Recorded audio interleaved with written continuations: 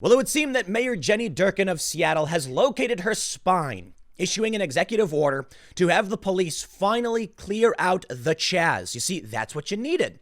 They tried having cleanup crews, I guess, the other day, and the activists, rioters, whatever you want to call them, just came back in, put everything back. It didn't work. Well, now the police are actually, as I'm recording this, sweeping through the area. It's all coming down, finally. You'd think after multiple shootings and a couple people dead, they would have gotten the message. Apparently, it took 5 people being shot and actually more shootings than that for them to finally bring the police in.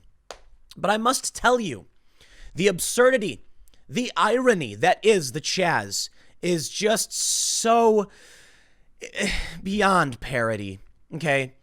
Do you know why they're finally issuing this order? Let me show you what they said. The Seattle Police Department made this statement. Due to ongoing violence and public safety issues in the East Precinct, Cal Anderson Park area, Mayor Jenny Durkan has issued an executive order to vacate the area. Seattle police will be in the area this morning enforcing the mayor's order. Do you know what the ongoing violence they're referring to is? I'm going to tell you. You probably heard this because I talked about it the other day, but there was a vehicle that was shot up. A 16-year-old and 14-year-old were both hit. The 16-year-old died. The people who shot these individuals was the CHAZ security force. Let me just break it down for you. The city of Seattle has decided that the CHAZ police firing on 2 black male teenagers, killing one, was a threat to public safety and are quite literally abolishing the CHAZ because of CHAZ police brutality. Now, I get it. Okay, the CHAZ security force, they don't call them the police, but come on. The CHAZ security people are their local police, telling people what to do, when to do it, searching people, looking for criminals and thieves, telling people it's the police. So CHAZ sets up its own police force, marching around with bigger guns than regular cops use. What were they thinking? What did they think was going to happen? Now you have a 16-year-old black male dead, killed by CHAZ's security. Yeah, I'm sorry, bro. That's police brutality. Can we get a defund the CHAZ police? Can we get a Black Lives Matter for what happened here? You see, maybe these people are now going to realize that running a society is not so simple. That it's not like the cops are going around laughing about how they do want to just murder people. There are some cops. Some audio's been leaked. We've heard crazy people say crazy things, but y'all got to realize, man, serial killers and criminals and murderers exist, and they want to infiltrate the system. They want to use this. They want to gain power, and they're bad people. That's not most cops. That's not even like a fraction of a percent. It's a fraction of a fraction of a percent. People don't want to believe it, but that's just reality. So we have this story. Let me read you about what's going on in the CHOP. But we also have it in New York. And New York City, I kid you not, these people just do not learn. If there is any group of people completely unable to learn, it's the Democratic Party. I'm sorry, man. And that's not a quote from me. It has to do with free speech, and I think Glenn Greenwald said it. But listen, over in New York, they voted to strip $1 billion from the NYPD. You think that's going to placate the extremists? So they got an occupation going on in New York City. The police tried to clear it out. They clashed with the insurrectionists, whatever you want to call them, and the police lost. That's what I understand right now. The police ended up leaving because there's too many people. They weren't able to shut it down, and they better. I mean, I hope the NYPD learns from what's happening in Seattle, or what did happen in Seattle.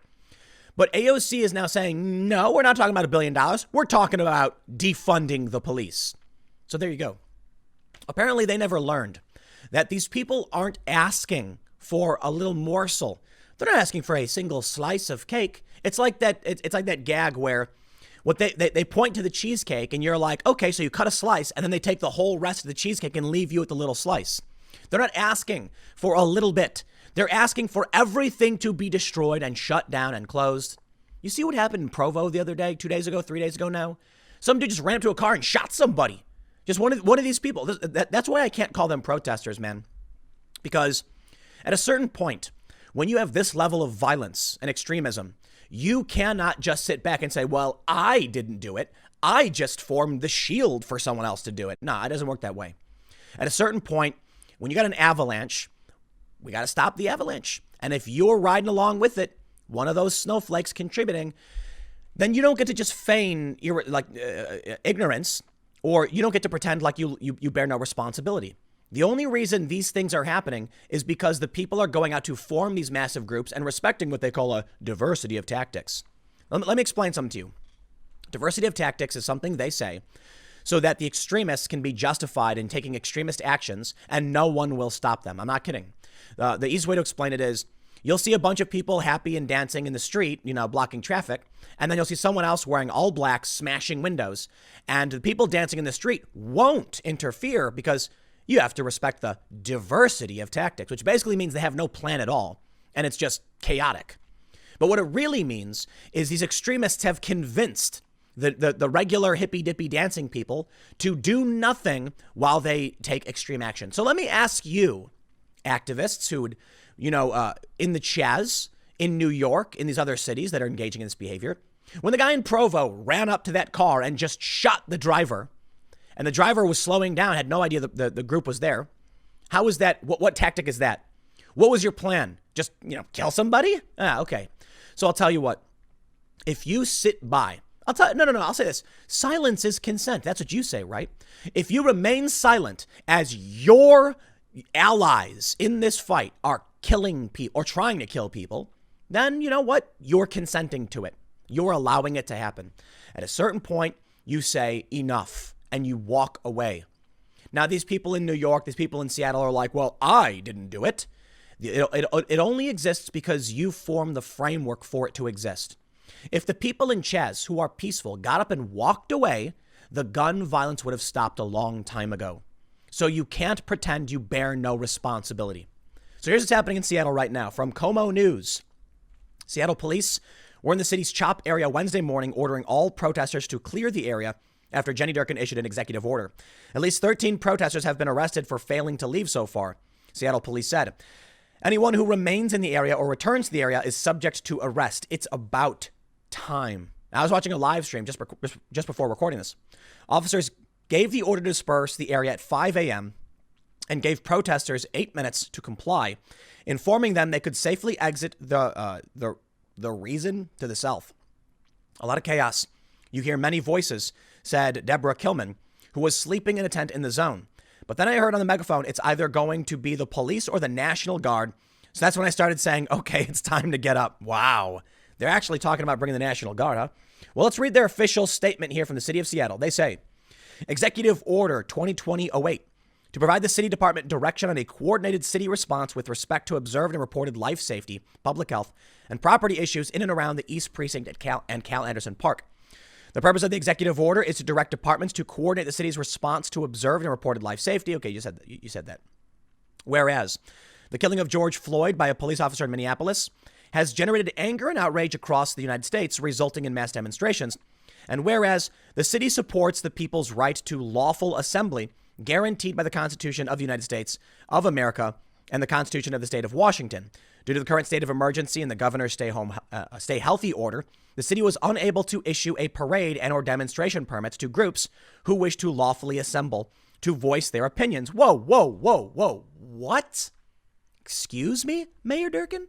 We might have a summer of love. What do you mean?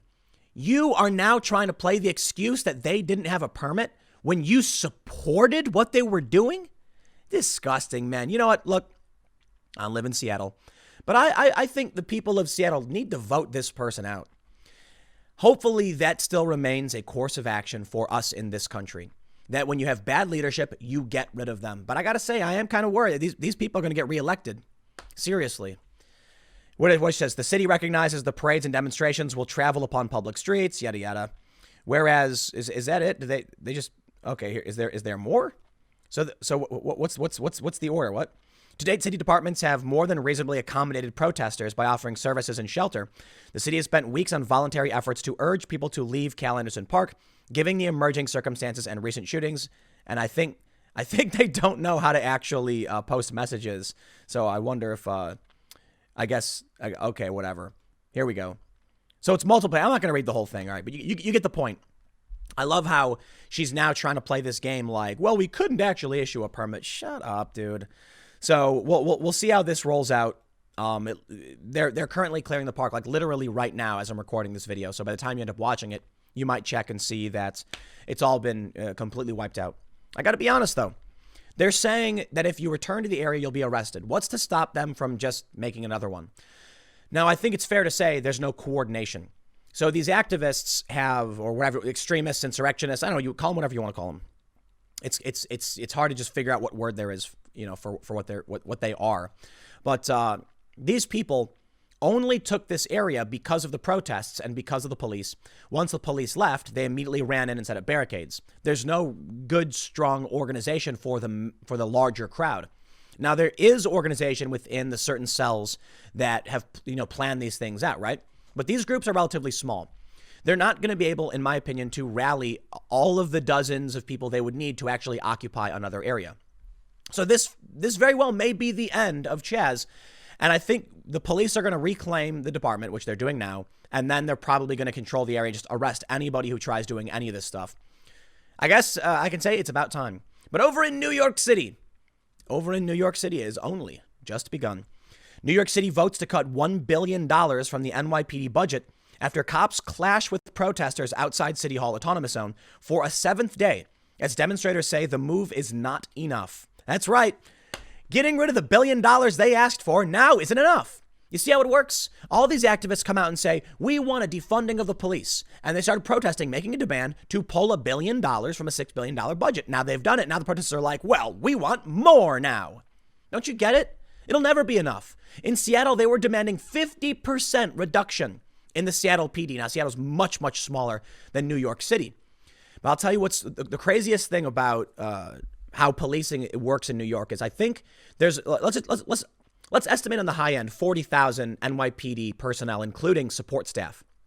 When it comes to active NYPD, I think there's only like 8,000, that are out on the streets at any one moment. And it may be a little bit more. I'm not entirely sure, but the numbers are around there, I think. Because we talked about this on the IRL podcast a little while ago. Think about what happens if 10,000 people show up and take an autonomous zone. They're not going to be able to get the police to come in and clear it out. It's just not going to happen. They can start making arrests, but if there's too many people and they put up barricades and they're fighting with cops, the cops can't do anything about it. What are you going to do? I mean, they can come with LRADs and stuff, but I'll tell you this, man, 20,000 people. You've got a city in New York with, like, the metro has like 13 million people. Manhattan Island alone is like 2.5 million. You get a tiny, tiny fraction of that, 20,000, and the police can't do anything about it. If they really want to occupy a space, an extreme minority can control the city because the police won't be able to do anything about it. So what do? National Guard, perhaps? But even then, you got too many people in New York, so you can't do anything about it. This is where things start getting dangerous and crazy. Because I often talk about morality policing and morality, enforcement of law in general. So at like a higher level, governmental level. And what happens when the police are completely overwhelmed and there's literally nothing anyone can do? Well, then the only way to get rid of the mob is to placate them. And if they say, we want the NYPD completely disbanded and defunded, then what do? If 20,000 people can overwhelm the entire NYPD, if 30,000 would also overwhelm National Guard, they're going to have to come in with Insurrection Act military, and it's going to get brutal. It is going to get very brutal. I understand. As you scale things up in terms of law enforcement, you get better technology and equipment. But what happens if 50,000 people come out? It is an island of 2.5 million. 2.5 million. If you have from all the different metros, even from other parts of the country, showing up and flooding it, it would overwhelm. Now, of course, I'm not saying you'll ever actually get 50,000, but we've seen bigger protests than this. We absolutely have. So I've actually I've been in protests in New York where they had massive protests down Broadway, and it was like 300,000 people. Mind you, most of these people are not fervent, zealous occupier types. They were just regular lefties who were like waving signs and then wanted to go home or go to Chipotle or something, have a burrito. They didn't want to lock, arms together and barricade themselves in. But what happens if this ideology spreads? And it is. What happens when all these organizations and corporations start promoting this ideology? And what happens when these regular people do become activated to the far left and then do link arms? I don't think it's out of the realm of possibility that you get massive amounts of people shutting things down. The point is, New York City will be placed between a rock and will be situated between a rock and a hard place where they're like, too many people, they're overwhelming our resources. What do we do? I mean, Occupy Wall Street, for instance, was only a couple thousand people, mind you. And the police had a seriously difficult time shutting it down. They didn't know what to do because they were afraid of making it worse. And they did. And more people showed up and then there were massive protests. But typically, it was only a couple thousand people and the police struggled to actually get rid of it. They eventually came in, surrounded the whole area and just wiped everything out, arrested tons of people. But people kept trying to come back and the protests persisted for like another month or two. I kid you not. Eventually, though, people started to leave. So it could just be a war of attrition and the police will always win that one out. But they could be overwhelmed in the short term. So here's what we have going on, right? We got some photos here of the clashes. And actually, as I'm recording this as well, there are videos popping up of the police in New York clashing with the protesters or the insurrectionists, whatever you want to call them. And I believe the NYPD retreated because you got a lot of people and they couldn't do anything. So you can see, look at this. They're refusing to allow. And here you go. Look at this. July 4th crossed out. And it says, what does it say? Juneteenth, 1865. What does this shirt say? Because I can't remember what it says. Because what does it say? My something wasn't free until 1776. I don't know what it says. Anyway, the point is, these people have a fringe ideology. The Democrats have been bending the knee, for the most part, to these people instead of standing up to them. Now, of course, the NYPD is run, it's a Democrat city. But for the most part, at the top level, these politicians aren't telling them to stop, to shut up, to back off. So regular Americans have no choice. If the Democratic Party is going to keep entertaining things like crossing out July 4th, vandalizing Justice and George Washington, well, then what do you think regular Americans are going to do? Do you think this wave of young people who don't have jobs, and I mean that not to be condescending because many of them lost their jobs, do you think they represent the productive working class of this country? They don't. Let me explain something to you about a lot of the jobs in New York City. A lot of them are service jobs where, I mean this with all due respect, you're mostly just providing a service to another person who also has a job providing a service, service sector economy. So what does New York City actually produce? Well, you do have large, I would say, coordinating intelligence hubs for major businesses. They have their headquarters, their offices, they do plannings and strategy, and then that goes out to their factories outside these areas. But this can all be done remotely now. So New York City is beginning to make a lot less sense as communications technology improves. A lot of the jobs in New York are nonsensical. I really do mean it. But that's coming from me who worked in media. I know people in New York City who are getting paid $50,000, $60,000 a year to write listicles. Like, here's top 10 pictures of cats that did a backflip. I'm dead serious. Could you imagine this? Could you imagine living in a suburb or a rural area and you work at a local diner and you make $12 an hour on average with tips. And these people in New York City get 50, 60K per year to just sit around. I don't know, maybe I'll write about Brad Pitt and Angelina Jolie or something. I mean, that's probably a really old celebrity reference. I don't pay attention to that stuff. Or what's the new thing they're writing about? Shane Dawson and his YouTube channel. Could you imagine? Someone's job is to just gossip and they get paid double or triple what you get paid doing actual work. Think about the people who work in a rock quarry. I don't know how much people get paid working in a rock quarry or construction. I tell you this, man, there are people who get paid more than you in construction to literally write about Jake Paul and Shane Dawson. And this is one of the big problems we have. There are a ton of jobs where people are desperate to write garbled nonsense because they just have to write something. They're sitting around like, what do I write about? I don't know. Alex Jones, I guess? And then they write, ooh, Alex Jones, bah, and there you go. And they get 1 million views, and the views sell ads, and then regular people see those ads and go and buy stuff.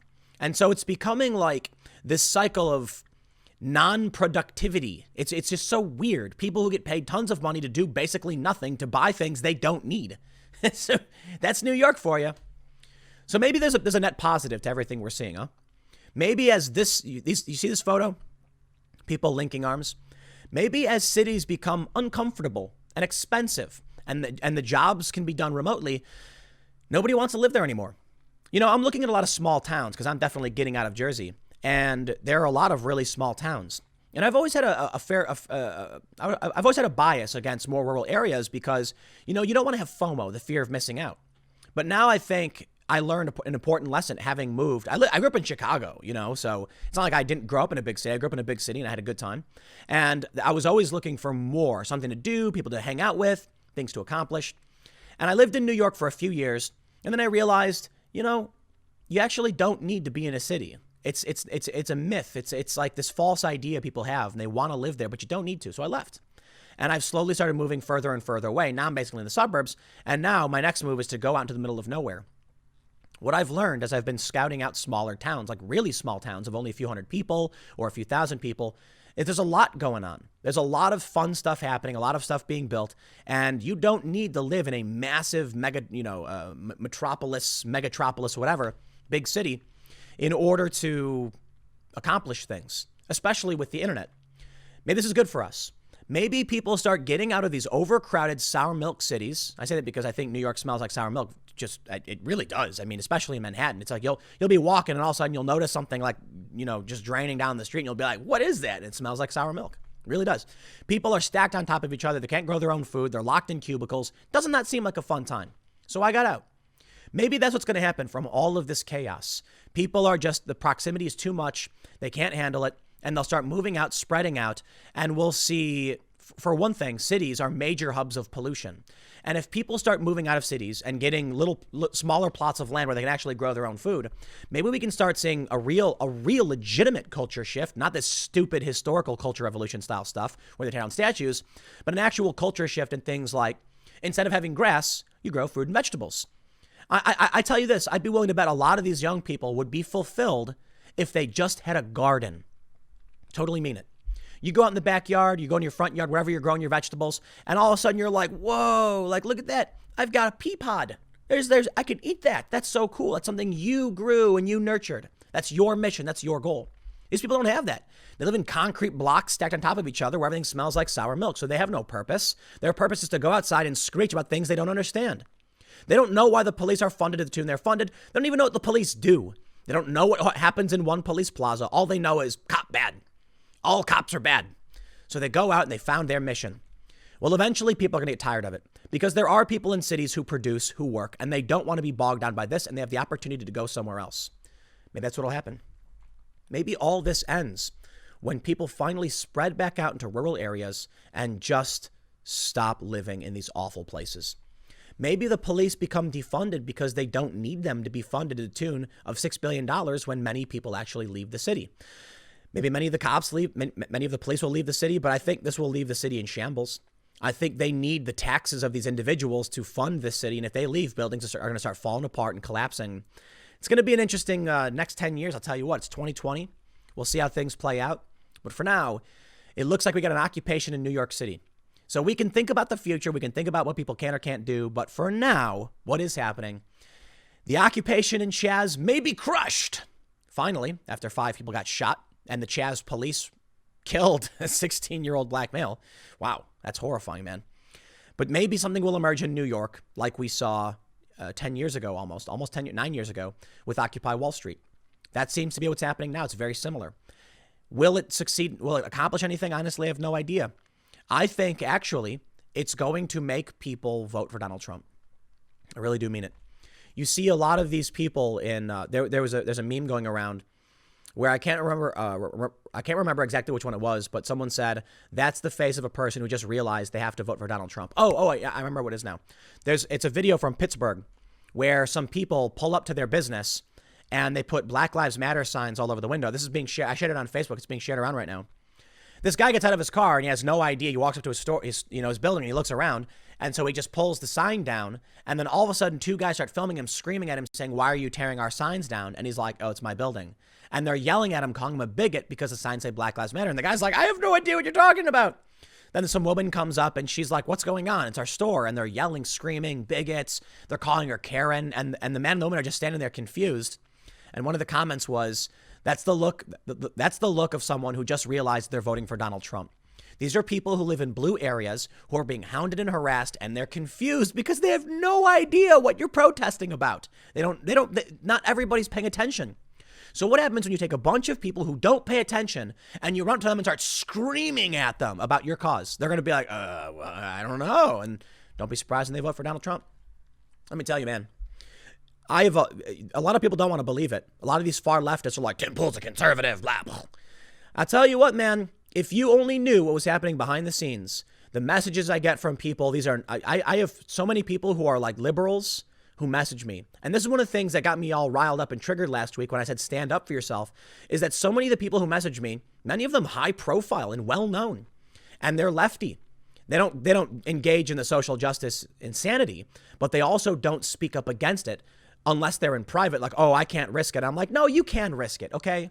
If you're wealthy, if you're famous, if you're a celebrity and you're sitting back watching me, and I appreciate the messages, but it's like you have every opportunity to stand up and say, nope, not playing this game. Look, man, I respect, people's civil rights, civil liberties. I don't like the police brutality, but this stuff is going too far, okay?